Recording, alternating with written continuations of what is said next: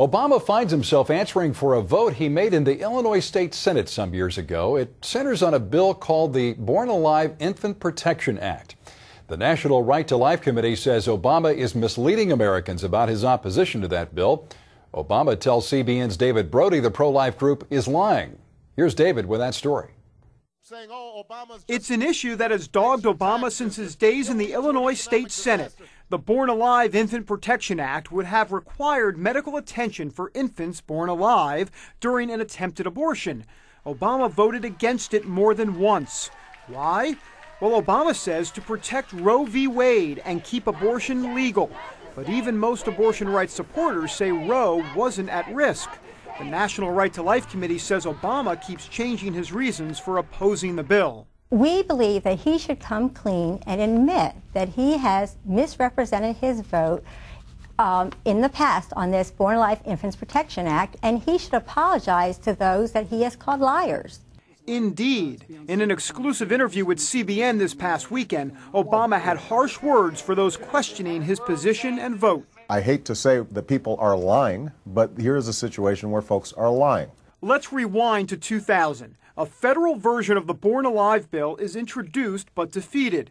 2 years later, pro-choice lawmakers finally support the bill because the wording was added that protected the legality of Roe v. Wade. Now, the same fight was going on in Illinois at the state level. There, State Senator Barack Obama voted against all Illinois versions, saying they were different than the law passed by Congress because they didn't protect Roe sufficiently under Illinois law. I would have been completely and fully in support of the federal bill that everybody supported, which was to say that you should provide assistance to any infant that was born, even if it was as a consequence of an induced abortion. That was not the bill that was presented at the state level. That is where National Right to Life makes its case. It has produced a document showing that the same language protecting Roe was indeed in a 2003 version of the Illinois bill. Yet Obama, the chairman of the committee responsible for the bill, still voted against it. The Right to Life group believes this discrepancy is part of a bigger issue. I think the American people need to know how extreme he is and the role that he played on this. In a statement to CBN News, the Obama campaign wouldn't address the charge that he has misrepresented his position on this bill. They don't believe it's necessary, since there were multiple versions of the bill at different times. Instead, they told CBN, quote, "The suggestion that Obama, the proud father of 2 little girls, and others who oppose these bills supported infanticide is deeply offensive and insulting. The bills Senator Obama voted against in Illinois were crafted to undermine Roe v. Wade or pre-existing Illinois state law." So what's the takeaway from all of this? Well, pro-life groups say Barack Obama is an extremist when it comes to abortion.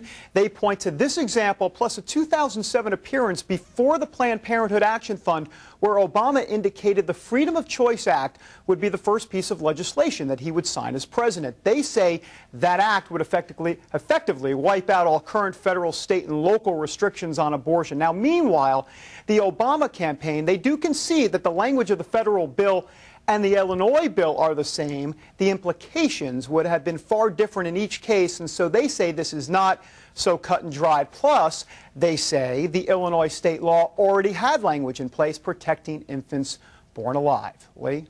David, this story, as you know, has gotten some mainstream media coverage, but a lot of coverage within conservative circles, especially on the internet. What, in your opinion, is the potential political fallout for Obama here? Well, let me just say you're right. The Washington Post on the mainstream media coverage, they started picking this up today, and it may start to trickle out that way. But I can tell you, though, Lee, if John McCain does decide to make this an issue publicly, then it may have some legs. But McCain has been reticent to bring up social issues like abortion. So right now you're going to have the McCain campaign team behind the scenes. This is what's going on. They'll talk up the story. They'll try to make it fit their narrative of Obama as an out-of-control liberal. And, of course, yes, Lee, the pro-life groups are going to continue to hammer away on this bill. Part of the problem is that it's not an easy story to tell succinctly, and there are a lot of layers here. Yeah, it's certainly not complicated, though, to the folks at National Right to Life. Now, Obama seemed pretty heated during your interview with him. Did you get a sense as to why?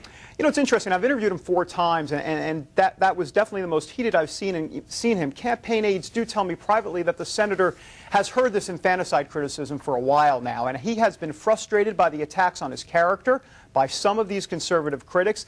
You know, they say as a father of two young girls that he would never support something so monstrous. So that was part of the heated response. And Lee, you know, what's interesting here is what we have seen from Senator Obama so far in this presidential campaign is that he sees a lot of nuance in certain issues that are not so clear-cut, at least in Obama's case. So part of the heated response here, Lee, had to do with how he feels that the right to life and others are looking at this the wrong way.